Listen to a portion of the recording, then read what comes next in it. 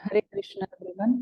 તો આપણે ગઈકાલે યસ કર્મયોગ એટલે કે કૃષ્ણ ભાવનાયુક્ત કર્મ હે ને એના વિશે આપણે ચર્ચા કરી હતી, રાઈટ। હવે આજે છે અધ્યાય 6 ધ્યાન યોગ, રાઈટ। તો અત્યારથી 1 થી 5 ના અધ્યાયના નામ કોને યાદ છે? શ્રુતિ માતાજી તો દર વખતે બોલી જાય છે, બીજા કોઈ ટ્રાય કરો, ચલો। 1 થી 5 અધ્યાયના કોઈને નામ યાદ છે? ઓકે, દેવક્ષી માતાજી તમને યાદ છે ને? થર્ડ અધ્યાયનું નામ બી કર્મયોગ, બસ અને કાલે જે હતો ને એ બી કર્મયોગ છે મેમ। બસ આટલું જ થાય છે, આટલું જ યાદ છે। વાંધો નહીં, ઓકે ઓકે। શ્રુતિ માતાજી તમે બોલી જાઓ। પહેલા અધ્યાયનું નામ કુરુક્ષેત્રની યુદ્ધભૂમિ પર ક્ષત્રિય નિરીક્ષણ, બીજા અધ્યાયનું નામ ગીતાનો સાર, ત્રીજા અધ્યાયનું નામ કર્મયોગ, ચોથા અધ્યાયનું નામ દિવ્ય જ્ઞાન અને પાંચમા અધ્યાયનું નામ કર્મયોગ કૃષ્ણ ભાવનાયુક્ત કર્મ। કૃષ્ણ ભાવનાયુક્ત કર્મ, ઓકે, હરી બોલ, ખૂબ સરસ। તમને તો સડસડાટ બધા કહેવાય ને અધ્યાયના નામ બધા યાદ છે, હરી બોલ, ખૂબ સુંદર। તો આજના અધ્યાયનું નામ છે ધ્યાન યોગ। જો તમને આ સ્લાઇડમાં શું દેખાય છે? એક સ્લાઇડમાં પિક્ચર દેખાય છે ને, લેફ્ટ સાઈડમાં તો ભગવાન શ્રી કૃષ્ણ છે, મુરલી મનોહર શ્યામ સુંદર સ્વરૂપ છે ભગવાન શ્રી કૃષ્ણનું। વચ્ચે મધ્યમાં જે સ્લાઇડ છે એમાં ફોટો દેખાય છે તમને, કેવો ફોટો દેખાય છે શ્રુતિ માતાજી? બોલો તમે। આ ફોટોમાં એક બાબા ધ્યાન ધરે છે। ઓકે, દેવક્ષી માતાજી તમારે કઈ કેવું છે? હા માતાજી, આમાં જે બાબા છે એ ભગવાન કૃષ્ણનું ધ્યાન કરે છે। અરે બોલ, ખૂબ સરસ। આમાં તમને દેખાય છે ને કે ધ્યાન ધરે છે। હવે આપણે જોયું હતું આજના ની અગાઉના અધ્યાયમાં આપણે ચર્ચા કરી હતી કે કયા યુગમાં બધા હજારો વર્ષો સુધી ધ્યાન કરતા હતા, કોઈને યાદ છે?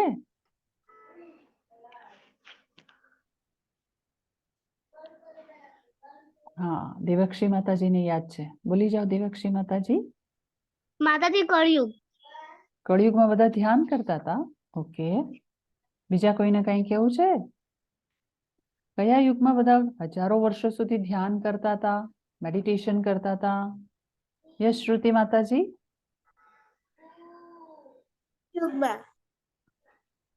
હા, સતયુગમાં, હે ને? કારણ કે સતયુગમાં મનુષ્યનું આયુષ્ય કેટલું હતું? 1 લાખ વર્ષ સુધીનું આયુષ્ય હતું, એટલું લાંબુ આયુષ્ય હતું।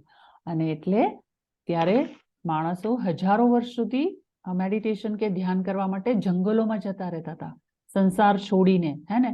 બધું ઘર-બાર ને સંસાર ને બધાનો ત્યાગ કરી અને શું કરવા જતા હતા? ધ્યાન ધરવા, ભગવાનની પ્રાપ્તિ માટે મેડિટેશન કરવા જતા રહેતા હતા, જંગલોમાં, પહાડોમાં, હિમાલયમાં। અને એટલું બધું ધ્યાન અને તપ કરતા હતા, ત્યારે એમની ઉંમર વર્ષ પણ કેટલી હતી? એમની આયુ પણ ખૂબ જ લાંબી હતી, 1000 વર્ષ સુધી હતી। તો એ કરી શકતા હતા। અત્યારે આપણે આવું ધ્યાન કરી શકીએ, મેડિટેશન કરી શકીએ કોઈ? ના મેમ, ના કરી શકાય ને। હા, તો અત્યારે તો આપણું આયુષ્ય, કલયુગના મનુષ્યનું આયુષ્ય કેટલું છે? આશરે 100 વર્ષ જેટલું છે। તો અત્યારે તો આપણે એવા હજારો વર્ષો સુધી આપણે બધું છોડીને, ઘર-બાર પરિવાર છોડીને કોઈ ધ્યાન કરવા ના જઈ શકે, અથવા જાય તો પણ શું થાય? બધું છોડીને જતા રહે, જંગલોમાં જતા રહે, તો પહેલા તો શું થાય? જંગલમાં જાય તો પહેલા તો ખાવા પીવાનું જ ના મળે, ત્યાંથી તકલીફ શરૂ થઈ જાય, હે ને?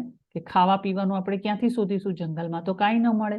પછી બીજું તો ડર લાગે, બીક લાગે, જંગલમાં રાત પડે, લાઇટ પણ ના હોય, હે ને? આપણે તો ઘરમાં મેડિટેશન કરીએ તો લાઇટ હોય, સ્વિચ ઓન કરીએ એટલે લાઇટ થઈ જાય, આજુબાજુ બધા અવાજ કરતા હોય એટલે એવું લાગે હા કોઈ છે। જંગલમાં કે પહાડોમાં જઈએ તો કોણ હોય? ત્યાં આજુબાજુ કોઈ ના હોય, લાઇટ પણ ના હોય, દીવો પણ ના હોય, કાંઈ જ ના હોય, અંધારું હોય તો કેવી બીક લાગે, બધા એનિમલ્સની ને જીવજંતુની ને બધાની બીક પણ લાગે। તો શક્ય છે આવું મેડિટેશન કરવું અત્યારે આપણા માટે?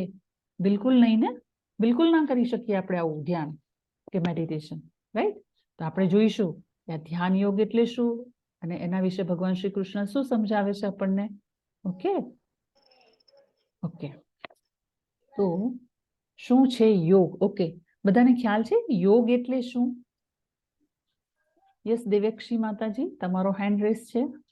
મેમ તમે કહો છો કે લાખો વર્ષ સુધી જંગલમાં રહ્યા હતા, તો એનો મતલબ એ કે એમને સંન્યાસ લઈ લીધો હતો?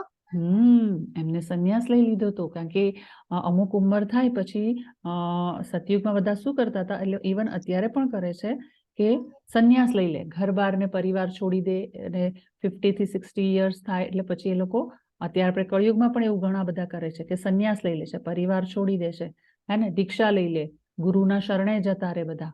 તો એવી રીતે સંન્યાસ લઈ લે અને પછી તપ કરે અને ધ્યાન ધરે, રાઈટ. તો યોગ એટલે શું? હા શ્રુતિ માતાજી. યોગ એટલે ભગવાન સાથે જોડવું. હરી બોલ, ખૂબ સરસ. યોગ એટલે ભગવાન સાથે જોડાવું, હે ને. ભગવાન સાથે કેવી રીતે જોડાવાય? કોઈને ખ્યાલ છે? કોઈને આન્સર ખબર છે ભગવાન સાથે કેવી રીતે જોડાવાનું? યસ દેવક્ષી માતાજી. મેમ જપ કરીને પછી ધ્યાન કરીને અને ભગવાનની પૂજા વિધિ કરીને. હરી બોલ, ખૂબ સરસ. યસ શ્રુતિ માતાજી. કર્મ કરીને, ભગવાનની ભક્તિ કરીને, જપ કરીને. યસ, હરી બોલ, સાચી વાત છે. ભગવાન સાથે જોડાવું એટલે ભગવાનની ભક્તિ કરવી, રાઈટ. અને ભગવાનની ભક્તિ કેવી રીતે કરવાની? તો આપણને ખ્યાલ છે કે કલયુગમાં આપણે બધા કેવી રીતે ભગવાનની ભક્તિ કરી શકીએ? તો આપણે જોયું હતું કે સતયુગમાં છે એ બધા હજારો વર્ષો સુધી તપ કરતા હતા. પછી દ્વાપર યુગમાં બધા શું કરતા હતા? તો દ્વાપર યુગમાં બધા યજ્ઞો કરતા હતા, યજ્ઞો કરીને ભગવાનની ભક્તિ કરતા હતા, રાઈટ. પછી ત્રેતા યુગમાં બધા યજ્ઞો કરતા હતા અને દ્વાપર યુગમાં બધા મંદિરમાં જઈને પૂજા કરતા હતા, હે ને. કારણ કે ત્યારે મંદિરો મોટા મોટા હતા તો ભગવાનની પૂજા અર્ચના આરતી કરતા હતા અને એ રીતે દ્વાપર યુગમાં મંદિરમાં જઈને પૂજા કરતા હતા. જ્યારે કલયુગમાં તો કેવું છે કે મનુષ્યને છે ને ટાઈમ જ નથી હોતો. સૌથી મોટી વસ્તુ એ છે કે મનુષ્યને અત્યારે કોઈને ટાઈમ જ નથી. સવારથી જતા રહે ઓફિસે કે કામે કે ઘરના કામમાં લાગી જાય તો કોઈને રોજે રોજ કોઈ મંદિર ના પણ જઈ શકે. તો કળયુગમાં બધા ભગવાનની ભક્તિ કેવી રીતે કરે? તો ભગવાન શ્રી કૃષ્ણનો જપ કરીને, કીર્તન કરીને, ભગવાનની નામની માળા કરીને અથવા તો ભગવાનને ભોગ ધરાવીને, તો આ રીતે ભગવાનની ભક્તિ કરે. તો ભગવાન સાથે જોડાવું એટલે કે ભગવાનના નામનું જપ કરવું, કીર્તન કરવું, એમને યાદ કરવા અને ભક્તિયુક્ત કર્મ કરવું. તો આપણે જેમ જોયું હતું કે આ ભગવાન સાથે જોડાવું કેવી રીતે, તો હવે આપણે એમાં એક્ઝામ્પલ જોઈએ તો આપણે પહેલા પણ જોયા ને, ત્રીજા અધ્યાયમાં પણ કે કર્મયોગ, પછી 5મા અધ્યાયમાં જોયો કર્મયોગ કે જે કૃષ્ણ ભાવનાયુક્ત કર્મ. તો કેવી રીતે કૃષ્ણ ભાવનાયુક્ત કર્મ કરવાનું એ હમણાં આપણે જોયું, હે ને. ભગવાનને સેન્ટરમાં રાખીને ભગવાનને યાદ કરીને દરેક કાર્ય કરવાના. પછી જ્ઞાન યોગ એટલે કે જ્ઞાન વિશે જ્ઞાન જાણીને અથવા તો જ્ઞાન પ્રાપ્ત કરીને એટલે એને જ્ઞાન યોગ કહેવાય. પછી છે અષ્ટાંગ યોગ કે જેમાં 8 પ્રકારના યોગ આવે છે એટલે કે અષ્ટાંગ યોગ. પછી ભક્તિ યોગ કે જે સર્વશ્રેષ્ઠ યોગ છે, હે ને. તો યોગ એટલે જોડાવું, ભગવાન સાથે જોડાવું, એને યોગ કહેવાય. પણ અત્યારના જમાનામાં તમને ખ્યાલ છે કે બધા યોગ કેવી રીતે કરે છે? તમે જોવો છો મોર્નિંગમાં ઘણા બધા યોગ કરતા હોય, કસરતો કરતા હોય, ખ્યાલ છે ને, હે ને. તો અત્યારના કળિયુગમાં તો બધાને યોગ એટલે કંઈક જુદું જ સમજે છે. ભગવાન એટલે ભક્તિ યોગ કે એ બધું નથી જાણતા, પણ યોગ એટલે શું? તો બધા અનુલોમ વિલોમ કરશે, કપાલભાતિ કરશે, હે ને, શ્વાસોચ્છ્વાસ કરશે. એટલે આ રીતે શારીરિક ક્રિયાઓ કરીને એ લોકો યોગ કરતા હોય છે. પછી ઘણા લોકો એક્સરસાઇઝ કરે, રનિંગ, સ્વિમિંગ, જોગિંગ, અને એ રીતે પોતાના શરીરને સ્વસ્થ રાખવા માટે બધી એક્સરસાઇઝ કરતા હોય છે. અને શું કે હું તો રોજ સવારે યોગ કરું છું, હે ને. તો આ યોગ છે એ શારીરિક યોગ કહેવાય, રાઈટ. એને કહેવાય ને કે ભગવાન સાથે યોગ કર્યો ન કહેવાય એકચ્યુઅલી. તો હવે આપણે જોઈશું કે ઓકે, હવે આ સ્લાઇડમાં બધાને શું દેખાય છે? ચલો, હરે કૃષ્ણ. આ સ્લાઇડમાં અચ્છા 2 રેઝ છે હેન્ડ્સ. ઓકે પ્રત્યુષ પ્રભુજી, શું દેખાય છે તમને આમાં? આમાં દેખાય છે કે એક બંદો ઉલટો પડીને રેતીમાં ઘસે છે. હા, બધા લોકો સામે જોવે છે. હા, બધા એને જોવે છે. ઓકે, સાચી વાત છે. પછી બીજા કોઈને કેવું છે? ઓકે, દેવાક્ષી માતાજી બોલો. માતાજી, આમાં એમ છે કે જે કોઈ એક માણસ છે કે જે માટીમાં મોઢું નાખીને અને યોગ કરે છે ને આજુબાજુમાં બધા જોવે છે, અને એ જે યોગ કરે છે મંદિરની બહાર કરે છે. Yes, exactly. તો આમાં શું છે, તો જો આમાં એક મનુષ્ય છે ને કંઈક વિચિત્ર જ હરકત કરે છે. એકચ્યુઅલી આને યોગ કહેવાય? આ તો શરીરને તકલીફ દીધી કહેવાય ને. શરીરને બહુ દુઃખ પહોંચાડે છે. અને શરીરને દુઃખ પહોંચાડે તો શરીરની અંદર શું છે, આપણા હૃદયમાં કોણ વસે છે? પરમાત્મા વસે છે. તો પરમાત્માને પણ દુઃખ થાય. આવી રીતે કોઈ દિવસ માથું છે એ જમીનમાં દાટી દેવાય? આવી રીતે જમીનમાં દાટીને જો આવી વિચિત્ર હરકત કરે તો શું થાય? બધા જોવા ઉભા રહી જાય કે ઓહો. એટલે કારણ કે આવું તો કોઈ ના કરતું હોય, આવું તો કોઈ કરે જ નહીં. પણ જયારે કોઈ આવું કરે ત્યારે બધાને આશ્ચર્ય થાય અને ઉભા રહી જાય. ને આ છે ને એક ટાઈપનો યોગ નહીં, પણ એક ટાઈપનું કહેવાય ને કે આ પૈસા માંગવાની રીત છે. જો એની બાજુમાં એક પાથરણું પણ પાથરેલું છે અને બધા જો કોઈન અને સિક્કા પણ મૂકે છે. એટલે બધાને એવું થાય કે ઓહો, આ માણસ તો બહુ જ જબરજસ્ત કરે છે. તો બધાને થોડી દયા આવે તો શું કરે? પૈસા મૂકે, એને પૈસા આપે અને આ રીતે પછી પૈસા ભેગા કરે. તો એકચ્યુઅલી આને યોગ કહેવાય કે આને તો યોગ ના કહેવાય, રાઈટ? તો આ તો માતાજી શરીરને નુકસાન કરે છે, દુઃખ પહોંચાડે છે શરીરને. હા. માતાજી આમાં છે ને એમને નીચે ચડ્ડો પહેર્યો છે ને હમ. એનામાં કશું જોડાયેલું છે મને એવું દેખાય છે. એકચ્યુઅલી કંઈ નથી. એકચ્યુઅલી એમણે દોરી બાંધેલી છે. પણ એ આવી રીતે માથું અંદર રાખે તો શ્વાસ લેવામાં તકલીફ પડે, શરીરને દુઃખ પહોંચે, શરીરને તકલીફ થાય. તો શરીરને તકલીફ થાય એવી વસ્તુ તો યોગ કહેવાય જ નહીં. આ તો એક ટાઈપનું કહેવાય ને કે શો ઓફ કહેવાય, કે પોતાને બતાવે છે કે મને શું આવડે છે. આ તો કસરત જેવું કહેવાય, અથવા તો પોતાની કહેવાય ને કે થોડીક એ બતાવે કે જો મને તો, હું તો આવું કરી શકું છું જે કોઈ નથી કરી શકતું. તો આ જે છે એને યોગ ના કહી શકાય. પછી જો આ નેક્સ્ટ સ્લાઇડમાં બતાવ્યું છે કે આ માણસ છે ને યોગા મેટ છે નીચે રાખેલી, ને યોગા મેટ ઉપર એક હાથ અને એક પગ ઉપર એ આવી રીતની કસરત કરે છે. જો એના શરીર ઉપર બધા ટેટુ પણ કરાવેલા છે અને આ રીતે યોગ કરે છે. તો આ બધું શું કહેવાય? આ બધી શારીરિક કસરત કહેવાય. આને યોગ ના કહેવાય, રાઈટ? શું આ યોગ છે? તમને લોકોને લાગે છે કે આ યોગ છે? નથી ને? યોગ આ તો નથી. યોગ જ નથી. આ તો યોગ નથી. આ તો શું કહેવાય? આ તો કસરત કહેવાય. યોગ તો ના કહેવાય, હે ને? પછી જો આ નેક્સ્ટ સ્લાઇડમાં બીજી એક એક્સરસાઇઝ બતાવે છે. એક લેડી નીચે આવી રીતે ફોલ્ડ કરીને પોતાના લેગ્સને ફોલ્ડ કરી અને હાથ ઉપર આવી રીતે ઊભી છે અને એની ઉપર કોણ છે? એની ઉપર ગોટ છે. જો દેખાય છે?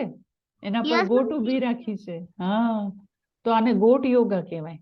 એટલે કહેવાય ને કે યોગના નામે કેટલા બધા પ્રકારના યોગ નીકળ્યા છે કે યોગના નામે આ લોકો જુદી જુદી ટાઈપની કસરતો કરે, શારીરિક ઉટપટાંગ કસરતો કરે અને એને એ લોકો એવું કે આ યોગ છે, અમે યોગ કરીએ છીએ, યોગા કરીએ છીએ. યોગ તો નહીં પણ યોગા કરીએ છીએ એવું કે આ લોકો. પણ એકચ્યુઅલી આને યોગા ના કહેવાય, રાઈટ? પછી જો આ પ્રકારના યોગા તમને દેખાય છે ને, આ જગ્યા કેવી લાગે છે? આ ઓફિસ લાગે છે. જો બધા પાસે ચેર છે, ચેર ઉપર બેઠા બેઠા આવી રીતે હેન્ડ સ્ટ્રેચ કરે, લેગ સ્ટ્રેચ કરે. એટલે ઓફિસમાં કામ કરતા કરતા થાકી જાય, કંટાળી જાય તો શું કરે? આવી રીતે સ્ટ્રેચિંગ કરવા માંડે. તો આને કે બધા શું કે ખબર છે? ઓફિસ યોગા. આને ઓફિસ યોગા નામ પાડ્યું છે. તો ઓફિસ યોગા કહેવાય, પણ આને કઈ યોગા ના કહેવાય. ઓકે, પછી નેક્સ્ટ જો આમાં જોઈએ આપણે તો ફર્સ્ટ પિક્ચરમાં કાંઈ નથી લખ્યું. નેક્સ્ટ પિક્ચરમાં જો લખ્યું છે for physical and mental health. તો ફિઝિકલ એન્ડ મેન્ટલ હેલ્થ માટે તમને ખબર છે અત્યારે તો યોગા એટલા બધા પ્રચલિત છે, એટલા બધા પ્રચલિત છે કે દરેક ટાઈપના શારીરિક સ્વસ્થતા માટે બધા યોગ કરતા હોય છે. તો આમાં ફિઝિકલ અને મેન્ટલ હેલ્થ માટેના યોગા નીકળ્યા છે. પછી યોગા ફોર પ્રેગ્નન્સી, ઓકે, એટલે કે જે માતા બનવાના હોય જે સ્ત્રી, તો એના માટેના યોગા. પછી ચેર ડાન્સિંગ, ચેર યોગા. જો નીચે બતાવ્યું છે ને લેફ્ટ સાઈડ નીચેના પિક્ચરમાં, તો ચેર યોગા એટલે ચેર ઉપર બેઠા બેઠા યોગા કરવાના. પછી યોગા ફોર કિડ્ઝન. તો જો તમને દેખાય સોફામાં કેટ ઊંધી પડેલી છે, હે ને? Yoga for કિડ્ઝન. તો આવી રીતના જુદા જુદા પ્રકારના યોગા હોય છે. હવે ફર્સ્ટ સ્લાઇડ છે એમાં એક પિક્ચર બતાવ્યું છે, એ છે હિરણ્યકશ્યપુ. તમને ખબર છે ને પ્રહલાદ મહારાજ કે જે ભગવાનના પરમ ભક્ત હતા અને ઓમ નમો વાસુદેવાય એવી રીતે ભગવાનના નામનું નિરંતર જપ કરતા હતા. ભગવાનની ખૂબ જ પરમ ભક્ત હતા અને કન્ટિન્યુ ભગવાનનું નામ લેતા હતા પ્રહલાદ મહારાજ. તમને યાદ હોય તો તમને ખબર છે ને હોલિકામાં પ્રહલાદ મહારાજ સાથે બેઠા હતા અને એમાં પ્રહલાદ મહારાજનું મૃત્યુ નહોતું થયું પણ હોલિકાનું દહન થઈ ગયું હતું. હોલિકા જે છે એ બળી ગયા હતા કે જે એમના ફઈ હતા. તો પ્રહલાદ મહારાજ છે એમના પિતા હિરણ્યકશ્યપુ હતા કે જે ખૂબ જ ઘોર તપ કરતા હતા. ફર્સ્ટ સ્લાઇડમાં જે ફર્સ્ટ પિક્ચર દેખાય છે ને, એ હિરણ્યકશ્યપુ છે, અને એટલું ઘોર તપ કરતા હતા, હજારો વર્ષો સુધી તપ કરતા હતા કે એમના કહેવાય ને કે શરીર ને હાડકાને બધું ઓગળવા માંડ્યું હતું, ને એમની આજુબાજુ માટીના થર બાજી ગયા હતા, હે ને, માટીના રાફડા બાજી ગયા હતા. એમને એટલું પણ ભાન નહોતું. એટલું કહેવાય ને ઘોર તપ કરતા હતા, તપશ્ચર્યા કરતા હતા. અને એ રીતે પછી એમણે બ્રહ્માજીને ખુશ કર્યા હતા. અને બ્રહ્માજીને પ્રસન્ન કરીને પછી એમની પાસે કેવું વરદાન માંગે ખબર છે?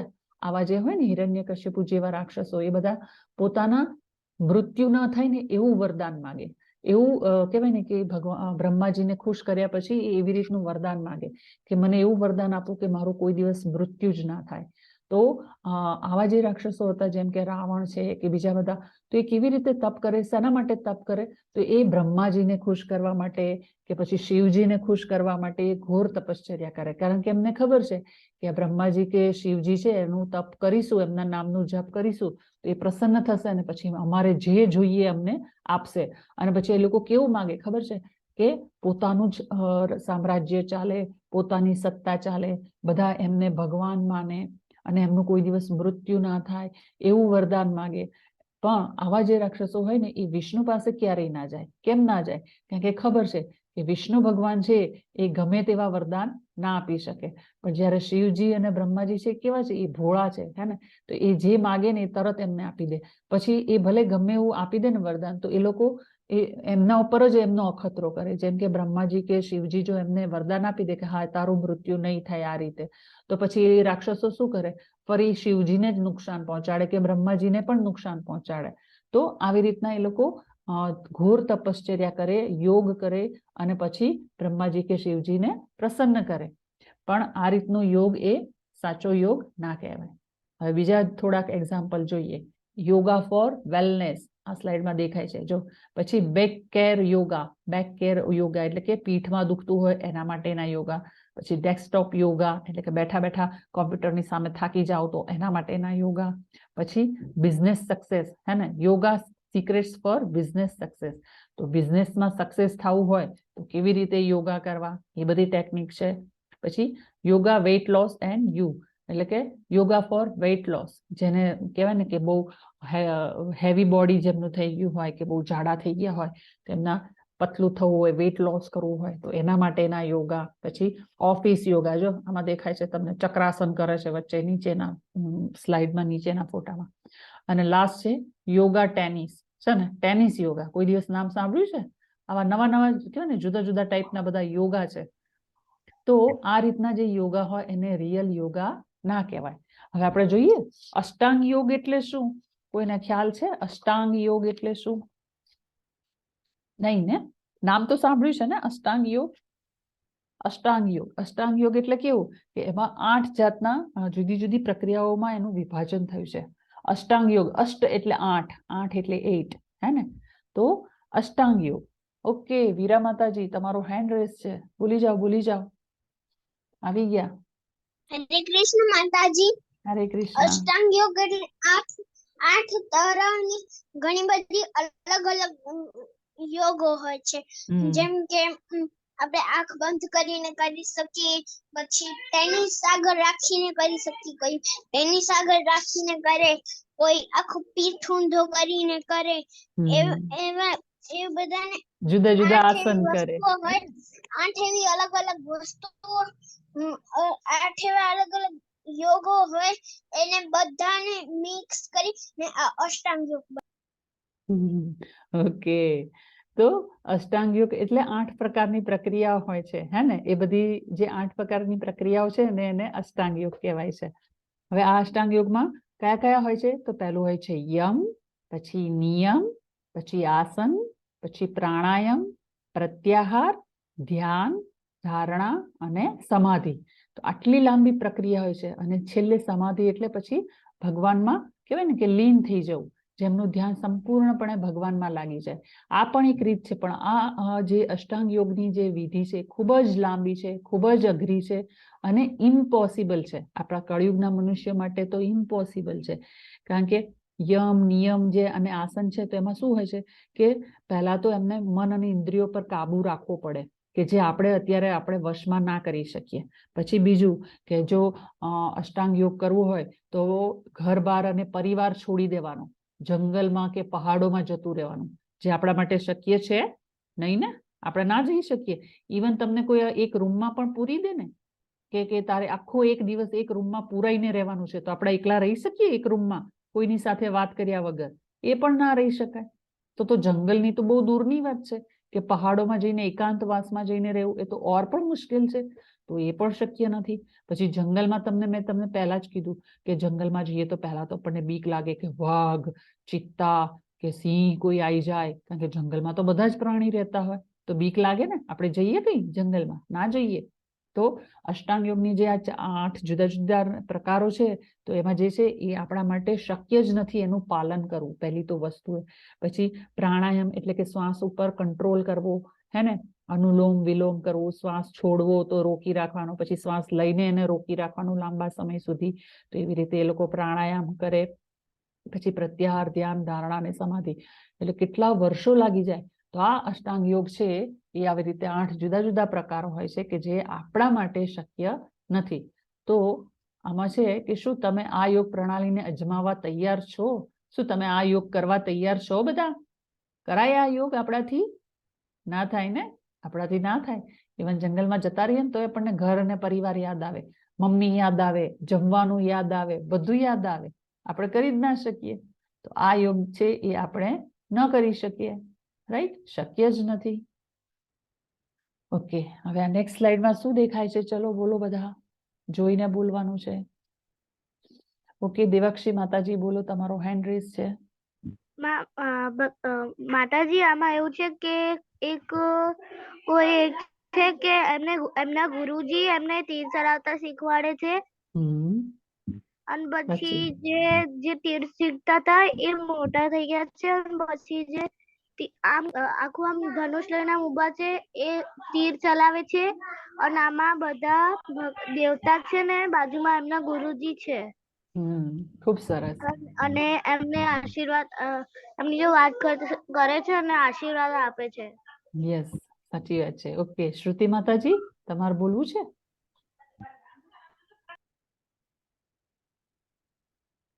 હરે કૃષ્ણ શ્રુતિ માતાજી. હરે કૃષ્ણ માતાજી. હરે કૃષ્ણ.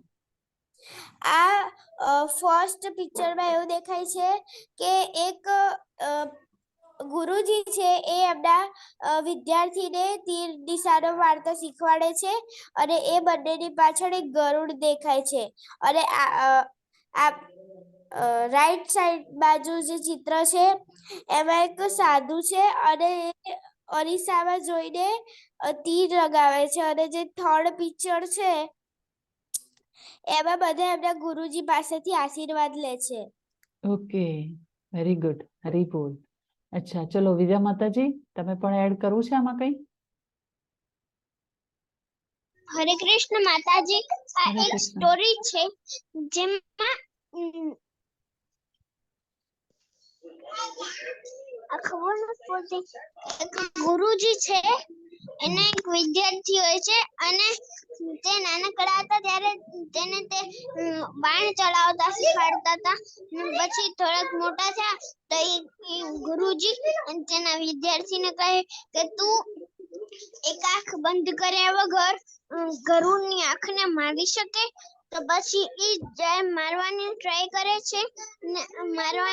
કરે છે પછી ઈ તેમાં કામયાબ બની જાય છે. ને પછી જે રાઈટ પિક્ચરમાં દેખાય છે એમાં એવું દેખાય છે કે કોઈક છે તેના વિદ્યાર્થી છે ને તે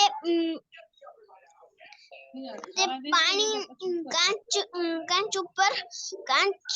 કાચ ઉપર પોતાનું પ્રતિબિંબ જોવે છે ને ધનુષને આમ આગળ કરે છે. ને જે થર્ડ પિક્ચરમાં છે તે થોડાક વિદ્યાર્થીઓ અલગ અલગ જાતોના હોય છે. તેના એક ગુરુ હોય છે, તે તેને આશીર્વાદ આપે છે, થોડીક વાતો કહે છે ને થોડોક રિવિઝન કરાવે છે. ઓકે, બધાએ ઘણું બધું સાચું કીધું છે કે એક શિષ્ય છે અને ગુરુ છે. પણ આ શિષ્ય કોણ છે? તો એ અર્જુનજી છે. જેમ કે આપણે આ ગીતા અત્યારે ચર્ચા કરીએ છીએ ને, તો અર્જુનજી હતા જ્યારે નાના હતા ત્યારે ખૂબ જ હોશિયાર હતા. જેમ તમે લોકો ભણવામાં બહુ હોશિયાર હો ને, તમને કોઈ એક સબ્જેક્ટ બહુ ગમે તો તમને એમાં ફૂલ આઉટ ઓફ આઉટ માર્ક્સ આવી જાય, હે ને? એવી રીતે અર્જુનજી કેવા હતા? મોટા ધનુર્ધર હતા. કેવી રીતે બન્યા મોટા ધનુર્ધર? તો એમણે નાનપણથી ખૂબ જ પ્રેક્ટિસ કરી હતી, ખૂબ મહેનત કરી હતી. અને અર્જુનજી જ્યારે નાના હતા ને, તો બધા પાંડવો, 5 પાંડવો કે જે 5 ભાઈઓ હતા ને, તો બધાને આપણે દ્રોણાચાર્ય છે લઈ જઈ અને છે ને ઝાડ બતાવતા હતા કે ચલો તમને આ બધામાંથી શું દેખાય છે? તો કોક કે મને ઝાડ દેખાય છે, કોક કે મને ફળ દેખાય છે, ફ્રૂટ દેખાય છે, કોક કે મને બર્ડ દેખાય છે, એટલે કે ચકલી દેખાય છે, પક્ષી દેખાય છે, એવું બધા જવાબ આપે. પણ જ્યારે અર્જુનજીનો વારો આવ્યો ને કે તને શું દેખાય છે, દ્રોણાચાર્યએ પૂછ્યું, તો અર્જુન શું કે મને તો એક ચકલીની આંખ જ દેખાય છે, એટલે કે એક પક્ષી છે એની આંખ જ દેખાય છે, બીજું કશું જ નથી દેખાતું. તો પછી દ્રોણાચાર્ય છે ને એમના જે ગુરુ એ એટલા બધા ખુશ થઈ જાય છે, તો એ શું કે છે, એટલે એટલા બધા ખુશ થઈ જાય છે, એવું કહે છે કે અર્જુનજી છે એકદમ ફોકસ છે, એમનું ફોકસ એકદમ ક્લિયર છે કે એમને ખાલી ફક્ત પક્ષીની આંખ જ દેખાય છે. અને પછી એ ધનુષ અને તીરથી એ આંખ, ચકલીની જે આંખ હોય છે ને એને વીંધી નાખે છે એટલા દૂરથી પણ. એટલે બહુ જ હોશિયાર હોય છે, ધનુર્ધર હોય છે મોટા. પછી બીજા પિક્ચરમાં બતાવ્યું છે કે જ્યારે દ્રૌપદીનો સ્વયંવર રચાયો હતો ને, ત્યારે દ્રૌપદીના સ્વયંવર વખતે આ જ અર્જુનજી શું કરે છે, તો નીચે પાણી હોય છે, પાણી હોય ને એમાં પ્રતિબિંબ દેખાય, તો એ નીચે જુએ, પછી આવી રીતે ધનુષ છે ઉપરની સાઈડ રાખવાનું અને નીચે જોઈ અને પછી એમ કરવાનો. અને ઉપર શું હોય તો કે ઉપર છે ને એક ફિશ હોય ને, એ ગોળ ગોળ ફરતી હોય, સ્થિર પણ ના હોય, ગોળ ફરતી હોય ફિશ, અને એની આંખને વિંધવાની હોય છે, એની આંખને એમ કરવાનો હોય છે. તો એ રીતે નીચે પાણીમાં જોઈ અને એ આંખને એમ કરી અને માછલીની જે આંખ છે એમાં જ એક્ઝેક્ટ તીર મારે છે. તો આવી રીતે અર્જુનજી ખૂબ જ નાના હતા ત્યારે ખૂબ જ પ્રેક્ટિસ કરતા હતા અને ખૂબ ફોકસ હતા. એટલે અર્જુનજીને આવું ક્યારે થાય છે? જ્યારે એ જુએ છે કે ભીમ હોય છે, તમને ખ્યાલ છે ને કે ભીમ હોય છે બહુ જ ખા કરે, એ એમ કહેવાય ને કે ઉચ્ચ હાઈટ વાળા ને તગડા બગડા ને એકદમ જાડા હૃષ્ટપુષ્ટ હોય છે 5 ભાઈઓમાંથી ભીમ. તો ભીમ શું કરે? ભીમને જ્યારે જમવાનું આપે ને થાળીમાં, તે ફટાફટ બહુ બધું ખાવાનું ખાઈ જાય, એને બહુ જ ભૂખ લાગે, બધા ભાઈઓ કરતા સૌથી વધારે ભૂખ ભીમને લાગે. તો પછી છે ને એકવાર રાત્રે અંધારામાં પણ જો ભીમને થાળી આપે ને જમવાની, તો અર્જુન બાજુમાં બેઠા હોય ને, તો એ કહેવાય ને કે ભીમ એ અંધારામાં પણ શું કહેવાય, જમવાનું હોય ને એ જાણી જાય કે આ લાડવો છે, આ પૂરી છે, આ શાક છે, આ ખીર છે, આંખો બંધ કરીને પણ ખાઈ જાય. તો એ જોવે કે વાવ, કેટલું આશ્ચર્ય કહેવાય કે જોયા વગર એને ખબર પડે છે કે આ લાડવો છે, આ ખીર છે, આ પૂરી છે, આ ભાત છે, અને ફટાફટ ખાઈ જાય. તો પછી જ્યારે શું કહેવાય ભીમને પૂછે છે ને, તો ભીમ એવું કહે છે કે મને ખાવાનું કે જમવાનું છે બહુ જ ગમે છે અને બહુ ભાવે છે, એટલે શું કરે, તો એ આંખો બંધ કરીને પણ ખાઈ શકે. અને એને ખ્યાલ પણ આવી જાય કે અહીંયા જ લાડુ મૂકેલા છે, અહીંયા ખીર છે, અહીંયા પૂરી છે, તો એવી રીતે ફટાફટ ખાઈ જાય. તો અર્જુનજીને એવું થયું કે જો આને જે વસ્તુ ગમે છે એમાં એ કેટલા પારંગત છે કે આંખો બંધ કરીને પણ એ ખાઈ શકે. તો ત્યાર પછી અર્જુનજી પણ પ્રેક્ટિસ શરૂ કરી દેશે કે હું પણ આંખો બંધ કરીને કહેવાય ને કે તીરથી, ધનુષ અને તીરથી એમ કરી શકું, મારી શકું કોઈ પણ વસ્તુને, હે ને? તો એવી રીતે એ પણ શું કરે છે કે જ્યારે આવી રીતે પ્રેક્ટિસ કરતા હોય છે, પછી એમ એ એટલા પારંગત થઈ જાય છે કે કોઈ જંગલમાં ક્યાંયથી અવાજ આવે ને, ફક્ત અવાજ આવે, જોવે તો નહીં કે શું છે, કઈ વસ્તુ છે, પણ ખાલી એક હરણનો કે કોઈના પગનો ચાલવાનો પણ અવાજ આવે ને, તો તરત જ એ દિશામાં તરત બાણથી તીર છોડી શકે. એટલે એટલા એ પારંગત થઈ જાય છે. તો આ રીતે અર્જુનજી જે છે એ બધા જ કહેવાય કે ભાઈઓમાં ખૂબ મોટા ધનુર્ધર હોય છે. અને આમાં દ્રોણાચાર્ય છે એ 5 પાંડવોને આશીર્વાદ આપે છે, એ ફોટો છે. ઓકે, તો હવે આ શ્લોકની શરૂઆત કરીએ. આપણે જોઈએ 6.31. ચંચલમ હિ મનઃ કૃષ્ણ પ્રમાથી બલવદ દૃઢમ તસ્યાહમ નિગ્રહમ મન્યે વાયોરીવ સુદુષ્કરમ. એટલે કે હે કૃષ્ણ, શું કે છે આમાં? અર્જુનજી બોલે છે, હે ને? હે કૃષ્ણ, મન ચંચળ, ઉચ્છૃંખલ, દુરાગ્રહી તથા અત્યંત બળવાન છે, અને તેથી તેને વશમાં રાખવું એ મને વાયુને વશમાં રાખવાથી પણ વધારે અઘરું છે. હવે તમને ખબર છે કે અર્જુનજી છે એ ખૂબ મોટા ધનુર્ધર હતા. તો એ શું કરતા હતા?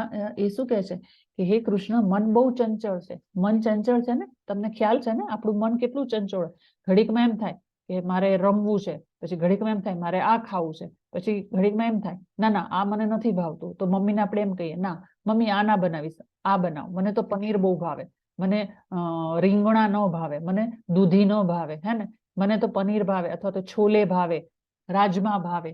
તો એવું શું થાય, આપણું મન કેવું છે, ખૂબ ચંચળ છે ને, કોઈ સ્થિર ના રહે.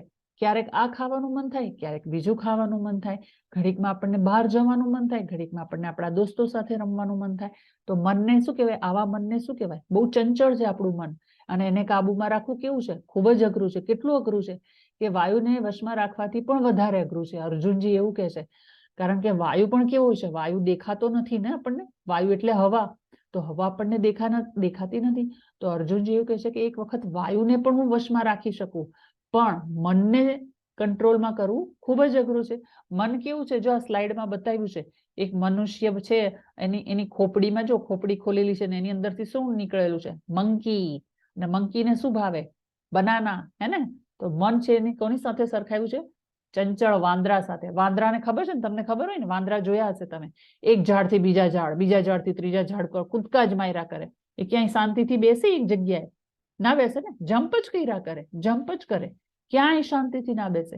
એટલે આપણું મન કેવું છે, એ પણ વાંદરા જેવું છે, ચંચળ છે, હે ને, મંકી જેવું, એક ઝાડથી બીજા ઝાડ પર કૂદ્યા જ કરે, કૂદ્યા જ કરે. તો આવી રીતે આપણું મન ચંચળ છે. તો અર્જુનજી એવું કહે છે કૃષ્ણને કે મન બહુ ચંચળ છે, એને કાબુમાં રાખવું તો અઘરું છે. એને અષ્ટાંગ યોગ કરો કે ગમે તેવા યોગા કરો, ગમે એટલું કરો, એક્સરસાઇઝ કરો, આસન કરો, તોય મન તો કંટ્રોલમાં ના રહે. ઓકે, તો પછી આમાં જોવાનું કે જો મન શું છે, તો મન એ એક મિત્ર છે અને એક દુશ્મન છે. મન છે એ એક મિત્ર છે કે દુશ્મન છે, તો કેવી રીતે ખ્યાલ આવે, જો આ સ્લાઇડમાં બતાવ્યું છે કે મનુષ્ય છે અને એનું મન છે. હવે મનના બે પ્રકાર હોય છે. જો મન એ આપણું મિત્ર બની જાય, મન છે એ આપણા જો કંટ્રોલમાં હોય તો એ આપણું મિત્ર બની જાય, અને આપણે જેમ કહીએ એમ મન માને. અને બીજી બાજુ એવું બતાવ્યું છે કે જો મન આપણા કંટ્રોલમાં ના હોય ને, તો એ આપણું દુશ્મન બની જાય, ઈવિલ, જે રેડ કલરનું છે ને, રાક્ષસ જેવું બની જાય. જો આપણને એમ થાય ને કે આપણે હા ધારો કે ફીવર આવ્યો છે તો દવા ખાવી જોઈએ, પણ દવા બહુ જ કડવી છે, તો આપણને એમ થાય કે ના નથી ખાવી, મને જીભનો ટેસ્ટ છે એકદમ કડવો કડવો, મને નથી ભાવતો, ઉલટી જેવું થાય છે, હું નહીં ખાઈ શકું.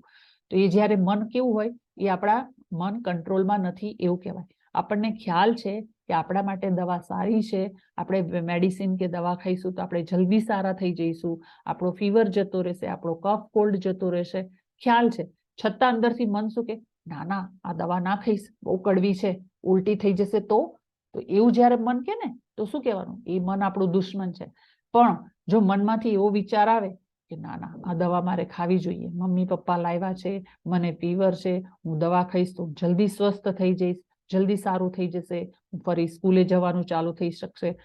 તો ત્યારે જ્યારે આવું કે અંદરથી મન કે ના તારે દવા ખાવી જોઈએ, તું જલ્દી તંદુરસ્ત થઈ જઈશ ફરી પાછો, તો એ આપણું મન શું કહેવાય, એ આપણું મિત્ર કહેવાય.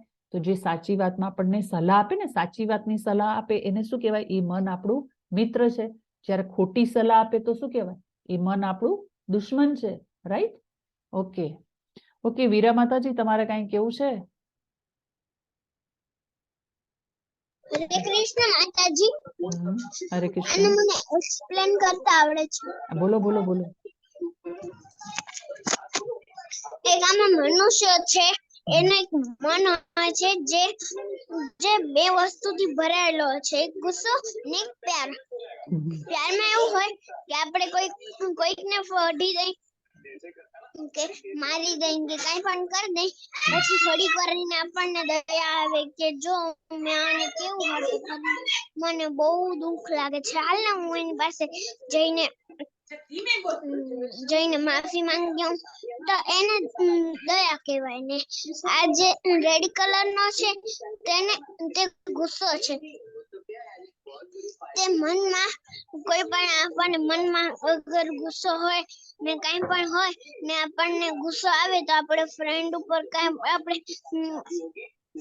વઢવઢ કરી દઈ ને પછી જ્યારે આપણે ક્લાસમાં બેસી ને ત્યારે લાગે કે ઈ તો કેવો છે, સાવ નકામો છે, હું હવે એની ભેગા ફ્રેન્ડશિપ કરવીશ નહીં, ને આમ નહીં કરું તેમ નહીં કરું ને. એને એવું કહેવાય, એને ગુસ્સો કહેવાય ને. જે મેં પહેલે કીધું તેને દયા કહેવાય.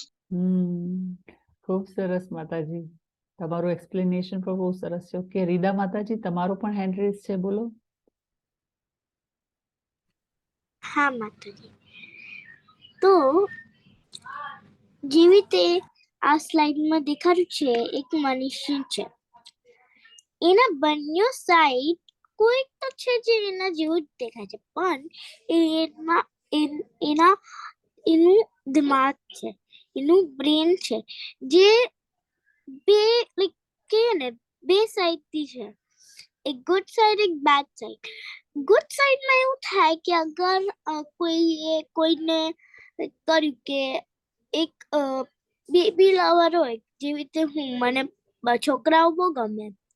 હવે અગર કોઈ છોકરા કે છોકરીને કંઈક કર્યું તો મને તો કેટલી દયા આવે, હું એ પર્સન ઉપર ગુસ્સો કરવા લાગુ. પણ બેડમાં એવું હોય કે કોઈ બેબીને કંઈક કરે કે કોઈ છોકરાને કંઈક કરે તો અમને લાગે કે એવું હજી કરવું જોઈએ અમારે. બેડમાં એવું હોય. ઓકે ઓકે, ખૂબ સરસ. તો એકચ્યુઅલી આમાં બે મન જ બતાવ્યા છે. આ ગુસ્સો અને જે દયા બતાવી છે ને, એકચ્યુઅલી શું છે, મનના બે પ્રકાર છે, હે ને. એક છે એ મન સારું છે, બીજું મન છે એ કંટ્રોલની બહાર છે, એટલે એ આપણું દુશ્મન છે, હે ને. જે આપણા કંટ્રોલમાં હોય શું હોય, એ આપણું મિત્ર બને, અને જે આપણા કંટ્રોલમાં ના હોય એ શું હોય, આપણું દુશ્મન હોય. કે જે આપણને મેં જેમ કીધું ને તમને, કે જે મન આપણને અંદરથી ખોટી સલાહ આપે તો એને શું કહેવાય, એને આપણું દુશ્મન કહેવાય. અને જે મન આપણું માને, કે જે આપણને સારી વસ્તુની સલાહ આપે તો શું કહેવાય, એને આપણું મિત્ર કહેવાય. કરેક્ટ? ઓકે, તો હવે જોઈએ કે જેણે મન પર વિજય મેળવ્યો છે તેને માટે મન એ સર્વશ્રેષ્ઠ મિત્ર છે, કે જેમ બતાવ્યું હતું રાઈટ સાઈડમાં આપણે જોયું તેવી રીતે. અને આમ કરવાથી જે આમ કરવાથી નિષ્ફળ નીવડ્યો છે તેના માટે મન એ સૌથી મોટો શત્રુ બને છે, કે જે મનને જો કંટ્રોલમાં ના કરે તો એ આપણો શત્રુ બની જાય. રાઈટ? સેમ એ જ વાત છે. ઓકે, હવે જોઈશું કે હવે જે પ્રકાર છે ભગવાનની ભક્તિ પ્રાપ્ત કરવાના. So all other yogas are progression towards the destination of bhakti yoga. તો આમાં એક લેડર બતાવી છે, હે ને, કે લેડર છે એટલે સીડી છે, સૌથી ઉપર ભગવાન શ્રી કૃષ્ણ છે, એટલે કે ભક્તિ છે. તો સૌથી નીચે શરૂઆત ક્યાંથી કરવાની હોય છે, તો કર્મ યોગા. મનુષ્ય કર્મ કરે, કામ કરે તો એને શું કહેવાય, કર્મ યોગા કહેવાય. પછી જ્ઞાન યોગા એટલે કે નોલેજ, ભગવદ્ ગીતા, ભાગવતમ અને બધા શાસ્ત્રો અને પુરાણોનું જે પઠન કરે, વાંચન કરે, અને પછી જે જ્ઞાન અર્જિત કરે, કે જેમને નોલેજ પ્રાપ્ત થાય, તો એને કહેવાય જ્ઞાન યોગા. રાઈટ? પછી જે આપણે હમણાં ચર્ચા કરી હતી ને, અષ્ટાંગ યોગા, કે જેમાં 8 જુદા જુદા પ્રકારના યોગા કરવાના હોય છે, કે યમ, નિયમ, આસન, પ્રાણાયામ, પ્રણાલી, પ્રત્યાહાર, ધ્યાન, ધારણા અને સમાધિ. તો એવું બધું કરી અને છેલ્લે ભગવાનની પ્રાપ્તિ થાય.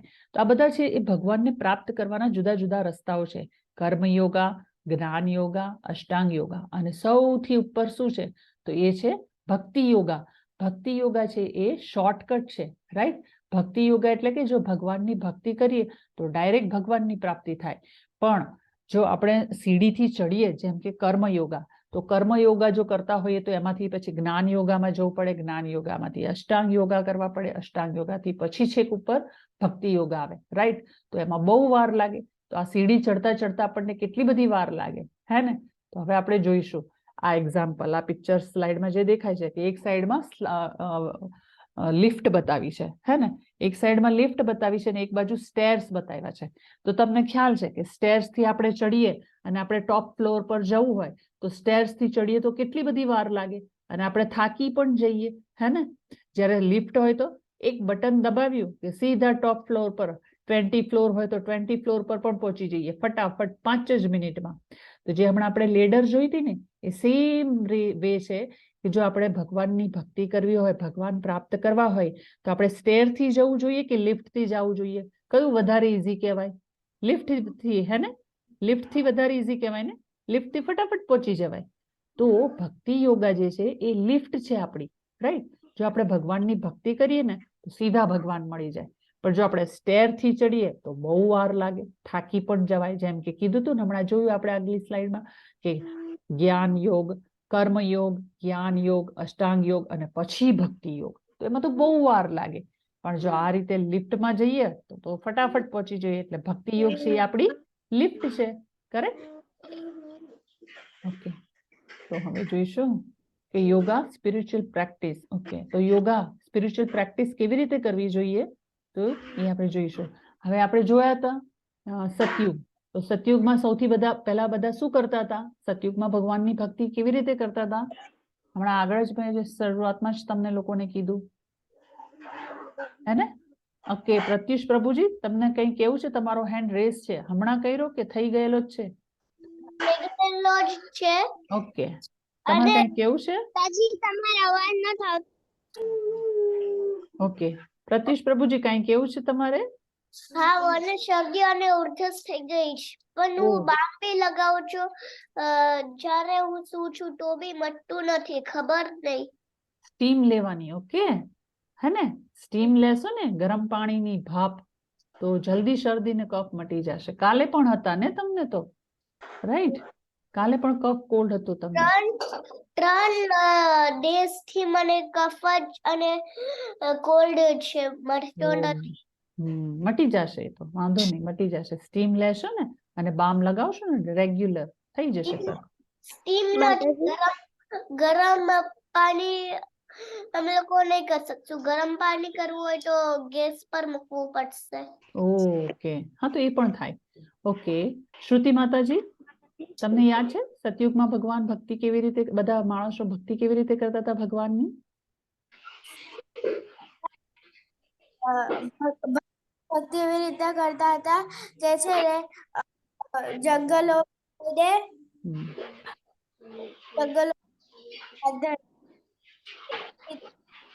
Okay, right. જંગલોમાં જઈને બધા લાંબા સમય સુધી, હજારો વર્ષ સુધી મેડિટેશન કરતા હતા. રાઈટ? તો આ રહ્યું, જો એ પિક્ચર સ્લાઇડ. રાઈટ? પછી નેક્સ્ટ શું છે? ત્રેતાયુગ. ત્રેતાયુગમાં બધા ભગવાનની ભક્તિ કેવી રીતે કરતા હતા? યસ, દેવાક્ષી માતાજી. મારાથી તમારો અવાજ ધીમો આવે છે. હલો, હવે આવે છે બરાબર મારો અવાજ? મેં તો ધીમો નથી કર્યો. હા, બોલો. હા, બસ એ જ કહેવાની હતી એટલે. ઓકે, યસ, રીદા માતાજી. હા, માતાજી, ત્રેતા યુગમાં બધા લોકો છે ને આગમાં ઓલું કરીને યજ્ઞ, હવન, હે યજ્ઞ ને? કરીને હવન કરીને ભક્તિ ભગવાનની કરતા હતા. ભક્તિ કરતા હતા. હરિ બોલ, ખૂબ સરસ. અને દ્વાપર યુગ. દ્વાપર યુગમાં અમે ફોટોમાં બતાવી દીધું કે દ્વાપર યુગમાં તો બધા મંદિરમાં જઈને ભગવાનની ભક્તિ કરતા હતા. રાઈટ? તો આ રીતે સતયુગમાં બધા ધ્યાન કરતા હતા હજારો વર્ષ સુધી. પછી ત્રેતાયુગમાં બધા હવન અને યજ્ઞો કરતા હતા. એ રીતે ભગવાનની ભક્તિ કરતા હતા. અને દ્વાપર યુગમાં બધા મંદિરમાં જઈને પૂજા અર્ચના કરતા હતા, આરતી કરતા હતા અને એ રીતે ભગવાનની ભક્તિ કરતા હતા. રાઈટ? તો કળિયુગમાં બધા શું કરે છે? તો આપણે એ જોયું હતું એ પણ કે કળિયુગમાં, વર્તમાન યુગમાં, એટલે કે અત્યારે આપણે બધા જે છીએ કળિયુગમાં છીએ, હે ને? તો ભગવાનની ભક્તિ કેવી રીતે કરવાની? તો ભગવાનના પવિત્ર નામનો જપ કરવાનો અને એ રીતે ભગવાનની ભક્તિ કરવાની. જેમ આ પિક્ચરમાં દેખાય છે ને, બધા ભેગા થઈ ભગવાનના નામનું કીર્તન કરે છે. મૃદંગ વગાડે, ઢોલ મંજીરા વગાડે અને ગાતા ગાતા શેરીઓમાં નીકળે. આ રીતે ભગવાનના નામનું કીર્તન કરે. રાઈટ? તો મંત્ર શું છે? મંત્ર શું છે? તો એ તમને ખ્યાલ છે ને કે મંત્રમાં મન પ્લસ ત્ર. અગર આપણે એને સેપરેટ કરીએ ને તો એ વર્ડ કેવા બને? 2 વર્ડ બને, મન અને ત્ર. એટલે કે મન જે છે આપણું કેવું છે? ચંચળ છે ને?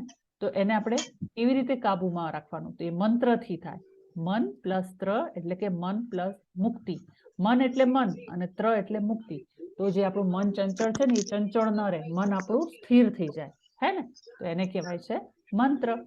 તો હરે કૃષ્ણ મહામંત્રનો જાપ છે એ અહીંયા લખ્યો છે. જો શ્રીલા પ્રભુપાદજીનો ફોટો પણ બતાવ્યો છે કે કયો મંત્ર છે, જાપનો મંત્ર કયો છે?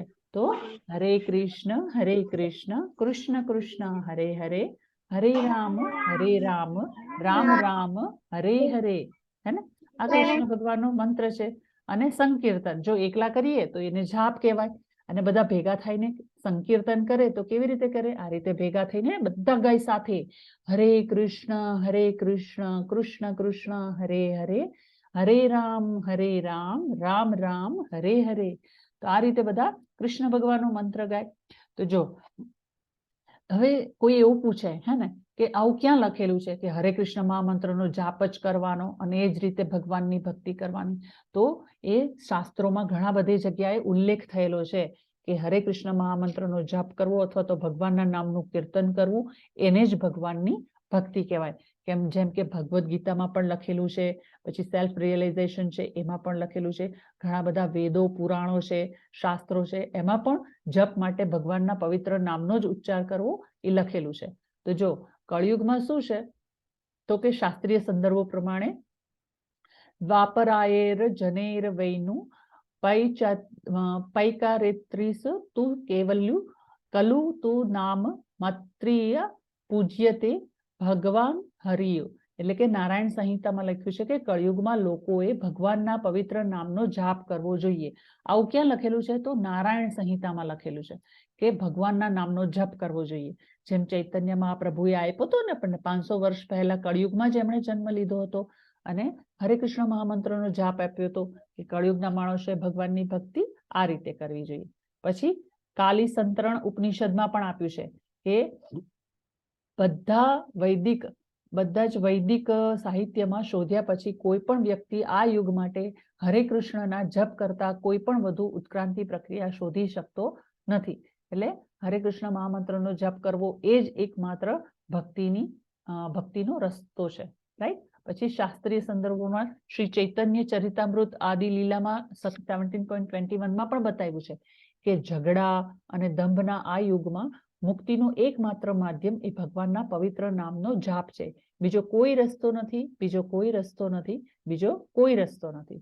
એટલે કે ઓનલી હે ને કેવલમ ભગવાનનું જે નામ છે હરેર નામ હરેર નામ કેવલમ કલો નાસ્તે એવ નાસ્તે એવ ગતિરે અન્યથા. એટલે બીજી કોઈ ગતિ નથી, એક જ રસ્તો છે કે ભગવાન શ્રી કૃષ્ણના નામનો જાપ કરવો. પછી શ્રીમદ ભાગવતમ પુરાણમાં પણ છે જેમાં પરીક્ષિત મહારાજે છે ને શુકદેવજી પાસેથી જ્ઞાન પ્રાપ્ત કર્યું હતું, કારણ કે એમને 7 દિવસની અવધિ હતી કે 7 દિવસ પછી એમનું મૃત્યુ થઈ જશે.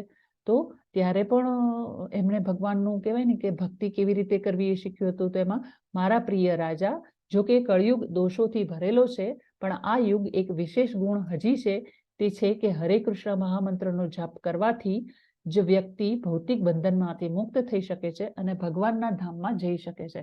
તો જ્યારે પરીક્ષિત મહારાજને ખબર હતી કે એમને 7 દિવસમાં મૃત્યુ થવાનું હતું, એવી આકાશવાણી થઈ ગઈ હતી, ત્યારે પરીક્ષિત મહારાજે શું કર્યું હતું? સુખદેવજી મહારાજ છે ને એમણે આવી રીતે પરીક્ષિત મહારાજને કીધું હતું કે કળિયુગ જે છે એમાં ઘોર પાપ હે ને અને બહુ બધા દોષો હશે, પણ આ યુગમાં એક વિશેષ ગુણ શું છે, એક ફાયદો શું છે? તો કે હરે કૃષ્ણ મહામંત્રનો જો જાપ કરશે તો એ બધા જ ભૌતિક બંધનોમાંથી મુક્ત થઈ જશે. અને ક્યાં જશે પાછો?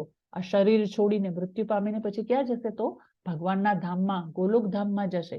એવું શ્રીમદ ભાગવતમ પુરાણમાં કહી દેલું છે. પછી યજ્ઞોમાં હું પવિત્ર નામનો જાપ છું. ભગવદ્ ગીતાના 10.25 શ્લોકમાં પણ લખેલું છે કે યજ્ઞોમાં હું જ પવિત્ર નામનો જાપ છું. ભગવાન શ્રી કૃષ્ણ ખુદ કહે છે. રાઈટ. તો હવે આપણે જપ કરતી વખતે શું કરવું જોઈએ, રાઈટ, એ જોઈશું. તો હરે કૃષ્ણ મહામંત્રનો જાપ શરૂ કરતા પહેલા પંચતત્વ મંત્રનો જાપ કરવાનો. તમને બધાને આવડે છે પંચતત્વનો મંત્ર આવડે છે કોઈને? કોને આવડે છે? ચલો હેન્ડ રેસ કરો. વીરા માતાજીને તો આવડે છે, મને ખ્યાલ છે. ઓકે, બીજા કોઈને આવડે છે પંચતંત્ર? ઓકે, રીધા માતાજી તમને આવડે છે? હરે કૃષ્ણ. રીધા માતાજી તમારો હેન્ડ રેસ છે. ઓકે, ઠીક છે, વાંધો નહીં. ચલો તો આપણે જોઈએ પંચતત્વ મંત્ર કયો છે. પંચતત્વનો મંત્ર કયો છે? જય શ્રી કૃષ્ણ ચૈતન્ય. જો અહીંયા લખેલો છે જય શ્રી કૃષ્ણ ચૈતન્ય પ્રભુ નિત્યાનંદ શ્રી અદ્વૈત ગદાધર શ્રીવાસાદિ ગૌર ભક્ત વૃંદ. આ પંચતત્વનો મંત્ર છે. જ્યારે આપણે માળા શરૂ કરીએ કે હરે કૃષ્ણ મહામંત્રનો જાપ કરીએ ને એ પહેલા શું બોલવાનું? પંચતત્વ મંત્ર. કેમ બોલવાનું? તો આપણાથી માળા કરતા કરતા કોઈ ભૂલ થઈ જાય તો એને પહેલેથી માગી લેવાની, અને પહેલેથી માફી માંગવી હોય તો એના માટે શું કરવાનું? તો પંચતત્વ મંત્ર બોલવાનું.